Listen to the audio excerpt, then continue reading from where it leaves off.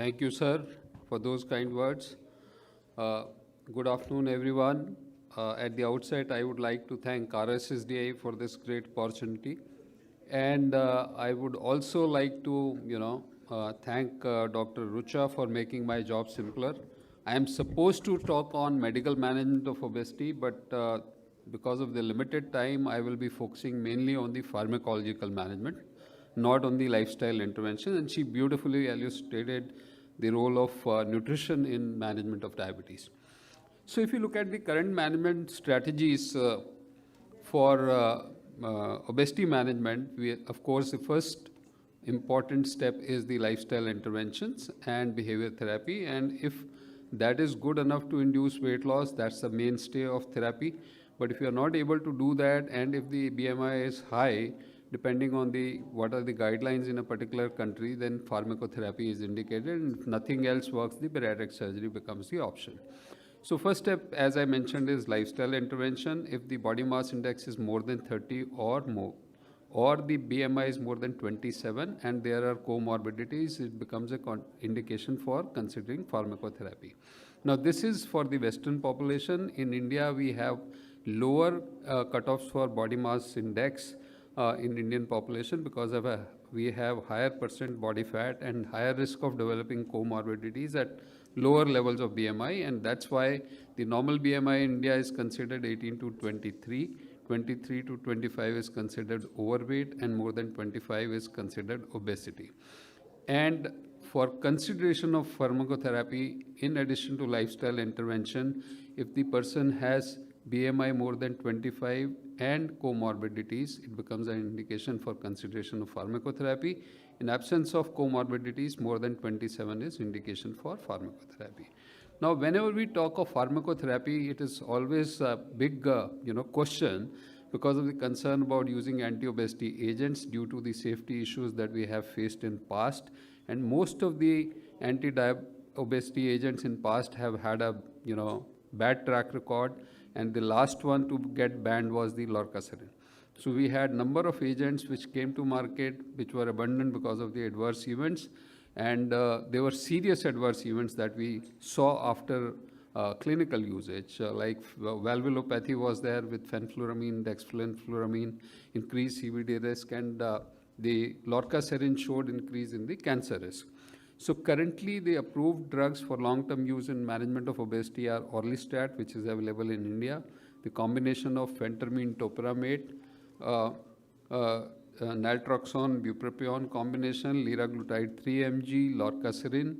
Lorcaserin was introduced in India and withdrawn in February 20 last year. And now we have recently approved semaglutide 2.4 milligrams once a week, but it is not available in India. So in India, the only approved medication available for weight management is Orlistat currently.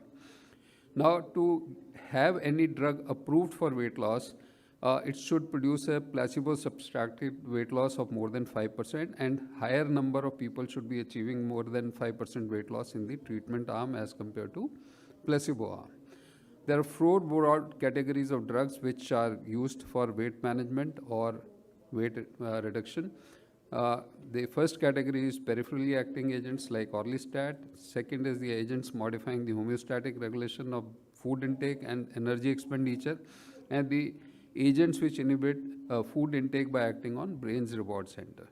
So if Orlistat, I'm sure we all have used and we all know it's only a drug available in India. It is a gastric pancreatic lipase inhibitor, reduces the absorption of fat by almost 30%, and the unabsorbed fat is responsible for most of the side effects that are greasy stools, oily spotting, and so on.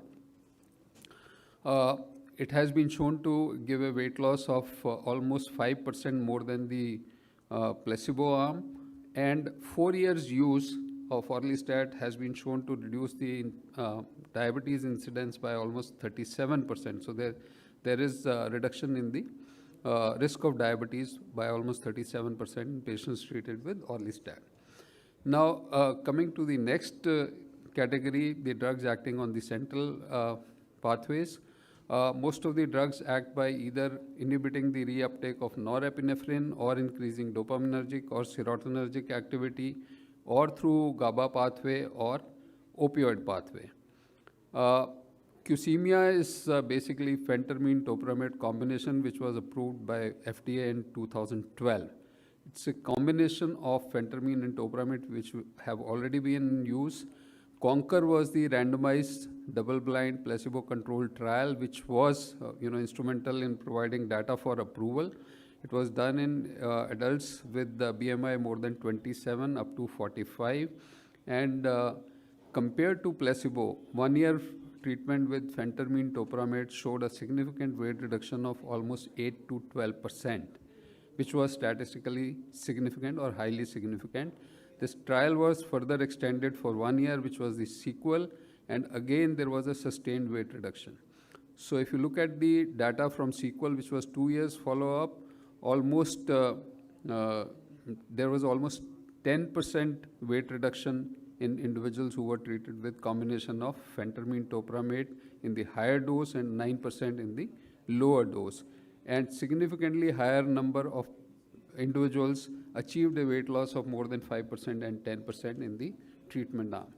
Lorcaserin, which is a 5-HT2 receptor agonist, has very high selectivity for 5-H2C type of receptors, and therefore the chances of adverse events were very low.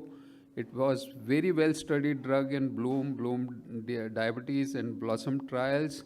It had a CV outcome trial also by the name Camellia-TIMI outcome trial, which showed that it was cardiovascular safe also. And it was introduced in India, I think end of this 19, but very soon after that we got the reports of increased risk of cancer, and it was banned in February 2020.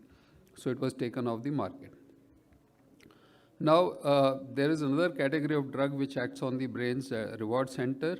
So we know there is, limbic system and the nucleus accumbens, which acts through the hedonic pathways, leading to increased intake of food. And if you block these pathways, there is reduction of the food intake and increase in satiety. So combination of bupropion, naltrexone has been approved for use in long-term management of obesity in US by US FDA, but it is not available in India. Naltrox acts by decreasing the endorphin-mediated POMC regulation. So just to briefly tell you that POMC or melanocortin pathway is responsible for suppressing appetite and increasing energy expenditure, while on the other hand, the AGRP NPYY pathway is responsible for increasing appetite and decreasing energy expenditure.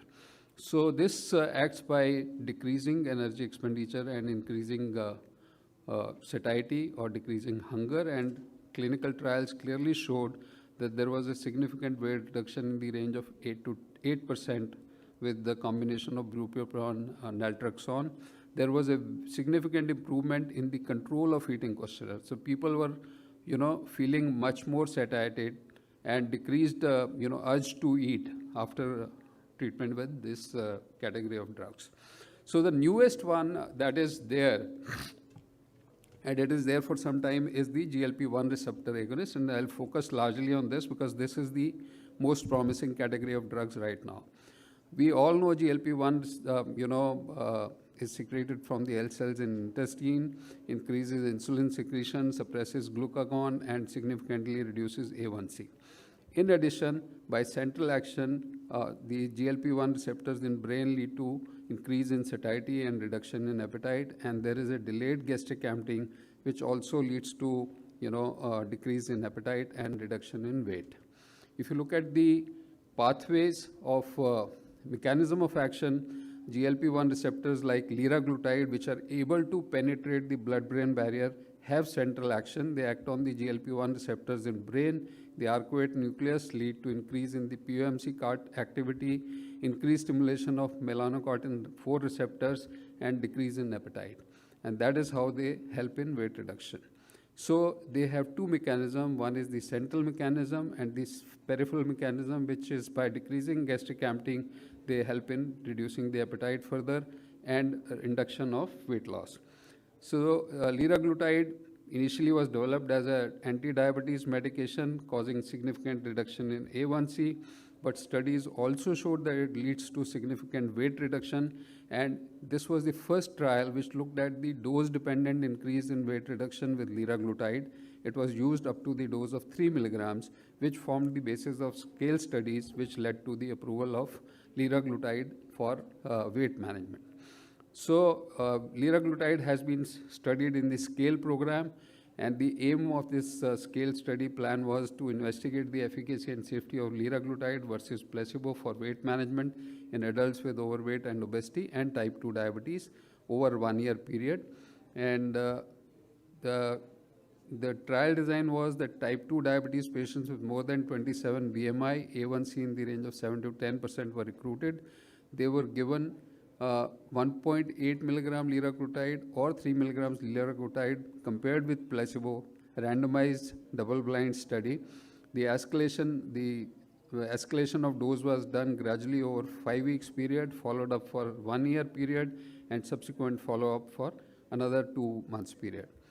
And study clearly showed that there was significant, almost 6 kilograms weight reduction or 6% weight reduction in patients treated with liraglutide 3 milligrams. And if you look at the number of individuals achieving statistically significant weight loss of more than 10% and 5%, the number was significantly higher in liraglutide 3 milligrams as compared to 1.8 milligrams, and significantly higher as compared to placebo. So the SCALE trial showed that among overweight and obese individuals with diabetes, the liraglutide 3 milligrams compared with placebo resulted in weight loss which was significant over 56 weeks. There was no increased risk in pancreatitis or gallbladder related events, or there was no increase in the medullary carcinoma or any other cancers.